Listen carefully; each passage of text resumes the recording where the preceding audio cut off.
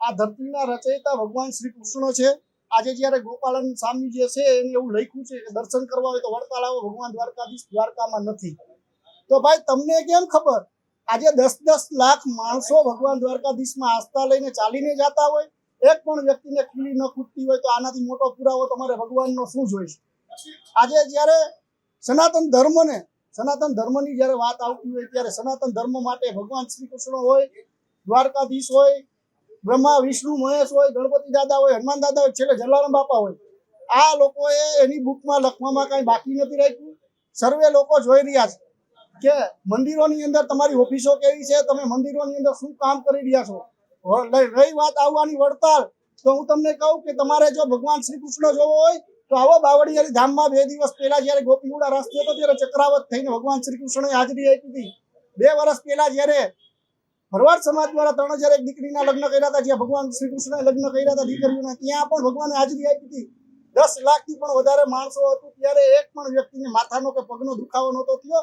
ત્યારે આવી ભગવાને પરચા પૂર્યા હોય ને આવી હાજરી આપી હોય, ત્યારે આવા જે બની બેઠેલા જેને કહી શકાય કે વાઘા પહેરીને નીકળી ગયા છે ને આપણા હિન્દુ સનાતન ધર્મના જે સંતો મહંતો છે એને પણ તમારા માધ્યમથી રજૂઆત કરું છું કે આ લોકોનો જેમ પેલા આપણે હનુમાન દાદા વખતે બહિષ્કાર કર્યો બહિષ્કાર કરો, જેથી કરીને આવનારા દિવસોની અંદર હવે કોઈ બીજા ભગવાન માટે આવું ન બોલે। અને એ બુક એને હું તો એવું કહું છું કે ફાડી નાખવી જોઈએ ને, બુકની અંદર આને દ્વારકાની અંદર આવીને માફી માંગવી જોઈએ, જેમ જલારામ બાપાની આવીને માફી માંગી તે રીતે માંગવી જોઈએ। અને રહી વાત બીજી કે કાળા કાચની ગાડીમાં આવીને માફી માંગીને ભાગવું, તો તમે પેલા લખતા ન હોય તો આ તમારી એક સનાતન ધર્મને બદનામ કરવાની મોટામાં મોટું એક ષડયંત્ર હોય એવું લાગી રહ્યું છે। મોટી સંખ્યામાં જેમ સ્વામિનારાયણ સંપ્રદાય સાથે લોકો જોડાયા છે તો હિન્દુ ધર્મ પણ મોટો છે, હિન્દુ ધર્મની અંદર જોડાયેલા હિન્દુઓ પણ જાજા છે, ભગવાન શ્રી કૃષ્ણની આસ્થા પણ લોકોમાં જાજી હોય।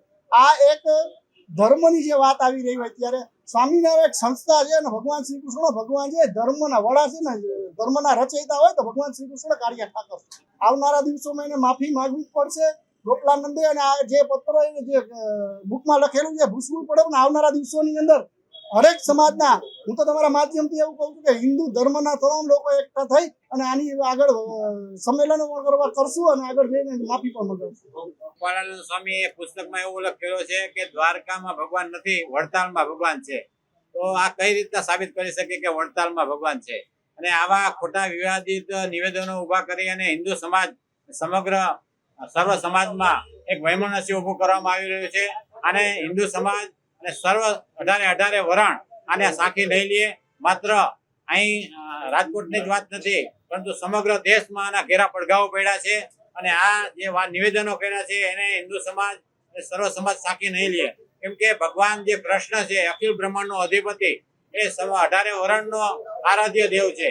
અને જે સામાજિક જે સ્વામિનારાયણ સંપ્રદાયના સંતો આવા હિન્દુ દેવી દેવતાઓના નીચા દેખાડી અને સમાજમાં વૈમનસ્ય ઉભું કરી રહ્યા છે, તો આનો સમગ્ર હિન્દુ સમાજે બહિષ્કાર કરવો જોઈએ, કેમ કે તમે વૈભવી સુખ સુવિધાઓ ભોગવી રહ્યા છે, ત્યારે હિન્દુ સમાજના સંતો અને સાધુઓ જુઓ કેવી અવસ્થામાં પણ હિન્દુ જાગૃતિનું કામ કરી રહ્યા છે। સમગ્ર દેશમાં આ જે ઘટનાને લઈને જે નિવેદન પુસ્તકમાં કર્યું છે એને લઈને સમગ્ર દેશમાં હિન્દુ સમાજ રસ્તા ઉપર ઉમટશે અને આક્રમક થશે। અને ખાસ કરીને જે પુસ્તકો કર્યા છે એના પુસ્તકોને તાત્કાલિક પાછા ખેંચી લેવામાં આવે અને સમગ્ર હિન્દુ સમાજની અને દ્વારકા જઈ અને આ ગોપાળાનંદ સ્વામી માફી માંગે।